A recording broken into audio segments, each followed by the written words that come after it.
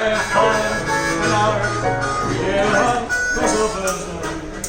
We were in Tel Aviv during our workshop, building some queries on big data set.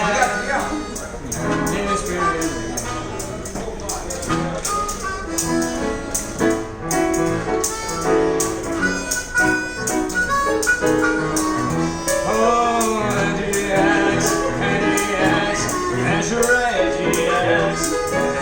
process data on our cluster with